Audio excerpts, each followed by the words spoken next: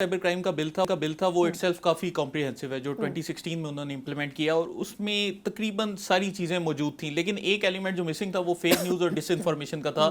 جو کہ شاید 2016 میں اتنا بڑا چیلنج نہیں تھا جو کہ اب بن چکا ہے۔ تو اب جو اس میں اسپیسیفک چینجز آ رہی ہیں وہ ہماری اطلاعات کے مطابق صرف ڈس انفارمیشن اور یہ جو فیک نیوز ہیں ان کو کاؤنٹر کرنے کے لیے آ رہی ہیں، کہ ان میں اگر آپ فیک نیوز دیتے ہیں تو آپ کو 5 سے 10 سال کی قید ہو سکتی ہے، آپ کو 10 سے 15 لاکھ روپے کا جرمانہ ہو سکتا ہے۔ تو اس طرح کی کچھ چینجز آ رہی ہیں، اس کے علاوہ اوور آل جو اسٹرکچر ہے وہ وہی سیم پرانا رہے گا۔ نہیں، لیکن آپ کے خیال میں اس کو کیسے اپلائی کریں گے؟ مطلب یہ ایف آئی اے کے انڈر آئے گا؟ میں نے سنا ہے اس کے حوالے سے ایک پراپر انہوں نے ایک الگ بھی انویسٹیگیٹو وہ ایک پورا بنا لیا ہے سیٹ اپ کے، اس میں ہوگا یہ کس کے انڈر کام کرے گا بیسکلی؟ جی دیکھیے، جس طرح پنجاب گورنمنٹ تھی انہوں نے تو ایک وہ پنجاب کا ڈس انفارمیشن ایکٹ لے کر آیا، اس کے تحت انہوں نے ایک اسپیشل عدالتیں قائم کرنی تھی جہاں پر اسپیشل یہ سائبر کام تو نہیں ہو سکا میرا خیال ہے، وہ ابھی عدالتوں میں ہی پینڈنگ ہے وہ پورے کا پورا بل نا۔ تو اسی طرح ہی ادھر بھی لگ یہی رہا ہے کہ ابھی فی الحال وہ شاید اسپیشل ٹریبیونلز بنائیں جو کہ سائبر کرائم کے کیسز کو کیٹر کر سکیں، کیونکہ نارمل جو عدالتیں ہیں وہ اس حوالے سے اتنا اچھا فیصلہ بھی نہیں کر سکتی، کیونکہ ججز کو نہیں پتا کہ آئی ٹی انفراسٹرکچر کیا ہے، تو اس کے لیے آئی ٹی ایکسپرٹس کا ہونا بہت ضروری ہے۔ اچھا، یہ جو فیک نیوز والا مسئلہ ہے آپ کے خیال میں یہ 5 سال قید، 10 لاکھ جرمانہ، یہ ساری چیزیں یہ کیسے ہوگا کہ اس پہ گورنمنٹ کلیم کرے گی کہ یہ فیک نیوز ہمارے کانٹیکس میں پھیلائی گئی؟ کیونکہ فیک نیوز تو کبھی کسی جرنلسٹ کے بارے میں بھی ہو سکتی ہے، پولیٹیشین کے بارے میں بھی ہو سکتی ہے، اسٹیٹ یا کسی ڈپارٹمنٹ یا ادارے کے بارے میں بھی ہو سکتی ہے، تو وہ کیسے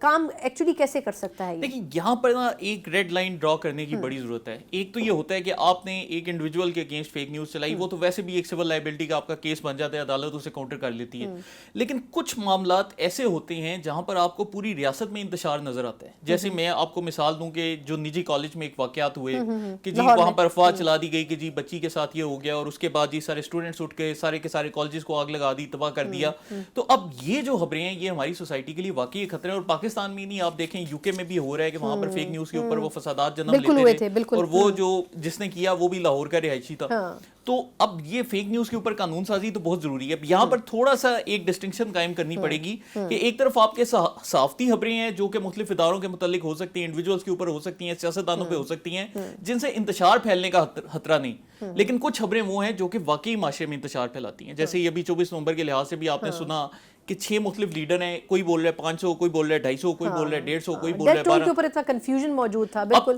اس پوری خبر سے کیا ہوگا کہ پورے لوگوں میں ایک انتشار پھیل سکتا ہے، احتجاج ہو سکتے ہیں، یہاں پر مطلب پورا ہمارا سیاسی استحکام تباہ ہو سکتا ہے۔ تو ان میں تھوڑا سا ڈسکریمنیشن پرووائڈ کی جائے گی، فلیکسیبلٹی ہوگی جہاں تک۔ اچھا، یہ پیکا ایکٹ سے کتنا مختلف ہے؟ کیونکہ human rights commission of Pakistan یہ کہہ رہے ہیں کہ چاہے پیکا ایکٹ ہو یا اس قسم کی تمام چیزیں ہوں، یہ اس سے بڑا نقصان ہوگا انسانی حقوق کے حوالے سے۔ آپ کے خیال میں واقعی ایسا ہوگا؟ جی دیکھیے، فیک نیوز تو سب سے بڑا نقصان ہے نا انسانی حقوق کو۔ مطلب اس وقت جو دنیا میں جمہوریت کو سب سے بڑا خطرہ ہے وہ فیک نیوز ہے۔ آپ جعلی خبریں لوگوں کو دے رہے ہو اور اس سے آپ ایک سیاسی فائدہ حاصل کر رہے ہو، اس سے بڑا جمہوریت کو ڈس سروس کیا ہو سکتی ہے؟ مطلب یہاں پر میں دیکھتا ہوں کہ ہمارے اکثر لوگ فارم 45، فارم 47 کی ڈسکشن کرتے ہیں، لیکن آپ دیکھیں کہ جب آپ میجورٹی کو آپ نے ایک مس گائیڈ کیا ہے جعلی خبریں دے کر اور ان سے آپ ووٹ ایکسٹریکٹ کر رہے ہو، تو یہ ڈیموکریسی کو اصلی خطرہ ہے، اور ڈیموکریسی جو ہے وہ بھی ہیومن رائٹس کے لیے بڑی امپورٹنٹ ہے۔ تو ہمیں اس کے اوپر کچھ نہ کچھ تو کرنا پڑے گا، آپ اس کو بالکل خالی تو نہیں چھوڑ سکتے۔ اچھا، یہ اس کے علاوہ مجھے یہ بتائیں کہ یہ جو ایک جوائنٹ ٹاسک فورس بھی بنائی گئی ہے، یہ اس کی ڈومین میں بھی آئے گا کہ پچھلے ان تمام چیزوں میں جو کچھ ان چند دنوں میں ہوتا رہا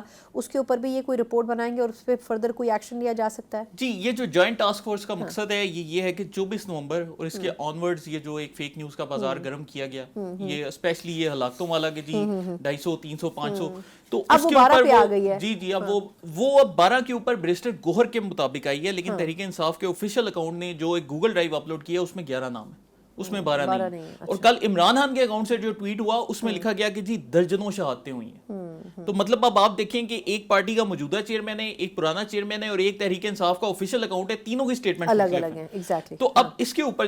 جو یہ کمیٹی ہے یہ اس نے 10 دنوں میں اپنی ایک رپورٹ فائل کرنی ہے، 10 دسمبر تک کی ان کو ٹائم لائن دی گئی ہے کہ یہ کیسے پھیلی، کیا ہوا، کیونکہ دیکھیں یہاں سے صوبوں میں کتنا تعصب پھیلتا ہے ایسی خبروں سے، اور اس کی ہمیں مثالیں نظر آ رہی ہیں۔ اچھا فرحان، 2-3 چیزیں کوئکلی مجھے بتائیں۔ ایک تو یہ کہ فائر وال لگانے سے بہت سے لوگوں کی یہ شکایت ہے کہ سسٹم بہت سلو ہو گیا، انٹرنیٹ بہت سلو ہو گیا ہے۔ دوسرا یہ کہ ہم کام کر رہے ہیں، اب انڈیا کو دیکھیں آپ کہاں سے کہاں پہنچ گئے ہو پچھلے 20 سالوں میں آئی ٹی سیکٹر میں. ہم یہ ٹارگٹ کر رہے ہیں کہ ہم نے آئی ٹی سٹیز بنانے ہیں, لیکن دوسری طرف ہم آئی ٹی کے حوالے سے اتنی پابندیاں اگر لگا دیں گے, انٹرنیٹ ہی نہیں چلے گا, تو مجھے بتائیں پھر فلورش کیسے کرے گا. اطلاعات یہ ہیں کہ بہت سی آئی ٹی کمپنیاں ہیں وہ یہ سوچ رہی ہیں کہ وہ باہر کہیں دبئی یا کسی اور جگہ اپنے آفسز شفٹ کر دیں جو مختلف پروجیکٹس پر ہیں. تو یہ کیسے ممکن ہوگا؟ حکومت اس چیز کو کیوں نہیں سیریس لے رہی ہے کہ ایک پارٹی کے بجائے وہ اوور آل پورے بزنس کو ہی فلاپ کرنے کے اس میں؟ دیکھیے اس وقت ایک مسئلہ تو ایگزسٹ کرتا ہے کہ ہمیں نظر آ رہا ہے کہ ملک میں انٹرنیٹ کی جو سروسز ہیں وہ کچھ نہ کچھ حد تک ڈسرپٹڈ ہیں اور لوگ وی پی این بھی استعمال کر رہے ہیں. لیکن یہاں پر جو ایک میجر سوال ہے وہ یہ ہے کہ کیا یہ جو مسئلہ ہے یہ تو ہو سکتا ہے 5 دن چلے, 10 دن چلے, 15 دن چلے, اور اس کے بعد الٹیمیٹلی جب حالات ٹھیک ہوں گے ریزالو کر جائے گا.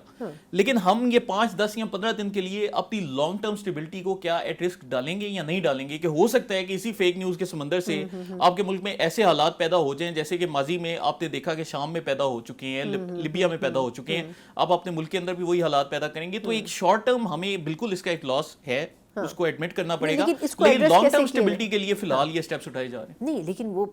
آپ کے خیال میں کیا حکومت کسی سلوشن کی طرف جا رہی ہے؟ کیونکہ یہ لانگ ٹرم بیسس پہ تو شاید نہیں چل سکے گا کہ آپ نے انٹرنیٹ کو سلو کر دیا, آپ نے ویب سائٹس کو بند کر دیا, فائر وال بھی اگر لگائی گئی تو آپ کے خیال میں وہ کنٹینٹ کی کلیئرنس کے لیے, کیونکہ جس قسم کا کنٹینٹ آ رہا تھا آبویسلی وہ اسٹیٹ کے بھی حق میں نہیں تھا, تو یہ لانگ ٹرم بیسس پہ فائر وال چلے گی یا اس کا بھی ایک ٹینیور رکھا گیا ہے کہ سرٹن ٹائم تک اس نے کام کرنا ہے؟ بیسیکلی ہوتا یہ ہے کہ جب بھی کسی ملک میں فائر وال لگائی جاتی ہے تو اس ملک کے جتنی انٹرنیٹ کی بینڈ وڈتھ ہوتی ہے اس کو اس فائر وال سے آپ کم بھی کر سکتے ہیں, زیادہ بھی کر سکتے ہیں. کہ جو آپ کہہ رہے ہیں نا ابھی انٹرنیٹ کم ہے تو اس کا مطلب ہے انہوں نے فائر وال کی بینڈ وڈتھ کو تھوڑا سا روکا ہوا ہے. اب یہ کسی بھی ملک میں نہیں ہوتا کہ آپ نے فائر وال جیسے ہی انسٹال کی تو اس سے اگلے دن وہ بالکل آپٹیمل آپریشنز کرنے لگ پڑی کہ وہ 100% بڑا اچھا کام چل رہا ہے اور ملک میں نیٹ چل رہا ہے. اس میں تھوڑی سی آپ کو ایڈجسٹمنٹس کرنی پڑتی ہیں, اور اس پورے عرصے میں دنیا بھر میں بھی جب بھی فائر وال انسٹال ہوئی ہے کم از کم آپ کو 2 سے 2.5 ماہ کا عرصہ لگتا ہے کہ فائر وال حالات کے مطابق ملک کے مختلف شہروں کو ان کے ڈیٹا کے اوپر, ڈیموگرافکس کے اوپر دیکھ کر اس لحاظ سے خود کو ایڈجسٹ کر لے. تو اس میں تھوڑا ٹائم لگے گا لیکن انشاءاللہ چیزیں 2 سے 3 مہینے آپ کے خیال میں اس چیز کو لگ سکتے ہیں. اچھا بالکل ٹھیک ہے. اچھا آخر میں مجھے یہ بتائے گا کہ یہ خان صاحب کا آپ نے خود ہی ویسے اس ٹویٹر اکاؤنٹ کا حوالہ دے دیا جس سے وہ ٹویٹ ہوئی ہے, تو اس پہ مختلف لوگ خاص طور پہ فیصل وارڈر صاحب ذکر کر رہے ہیں کہ وہ تو خود چلا ہی نہیں رہے ہیں ٹویٹر ہینڈل, وہ تو ان کی جماعت چلا رہی ہے. تو آپ کے خیال میں اس کا کیا لا ہوتا ہے کہ کسی کا آفیشلی اور اتنی بڑی سیلیبریٹی یا سیاستدان کا ایک ٹویٹر اکاؤنٹ ہو اور وہ اس کی پارٹی کی طرف سے چلایا جا رہا ہے اور اس سے کنٹروورشل ٹویٹس بھی ہو رہی ہوں؟ دیکھیے یہاں پر 2 سیپریٹ ٹاپکس ہیں. ایک تو یہ کہ عمران خان کا اکاؤنٹ کوئی اور آپریٹ کر رہا ہے, ٹھیک ہے. اب یہ جو چیز ہے یہ آپ ایڈمٹ کر سکتے ہو کہ لیڈرز ہوتے ہیں, وہ مصروف ہوتے ہیں, روزمرہ زندگی ہوتی ہے, ان کا اکاؤنٹ کوئی اور بندہ وہ چلا سکتا ہے جس کو سوشل میڈیا مینیجر رکھتے ہیں. پوری دنیا میں اس طرح سے ہوتا ہے. لیکن یہاں پر مسئلہ یہ ہے کہ عمران خان سے کل جیل میں بیرسٹر گوہر نے ملاقات کی. ملاقات کر کے انہوں نے میڈیا سے بات کی. انہوں نے کہا کہ خان صاحب کو بڑا دکھ ہے ساری شہادتوں پہ, جو رینجرز کی بھی ہوئی, پولیس کی بھی ہوئی, ہمارے بھی مظاہرین کی ہوئی, ہمیں ان پر دکھ ہے, اور 12 جو لوگ ہیں ہمارے مطابق وہ شہید ہوئے ہیں, ہم جھوٹ نہیں بولیں گے. خان صاحب کے ٹویٹر اکاؤنٹ سے جو ٹویٹ ہو رہا ہے اس میں کہا جا رہا ہے کہ جی درجنوں لوگ شہید ہو گئے, ٹھیک ہے, اور انتہائی سنسنی خیز اور انتہائی ایک آپ کہہ سکتی ہیں اگریسو قسم کا بیان جاری کیا گیا جو کہ بیرسٹر گوہر نے نہیں بولا.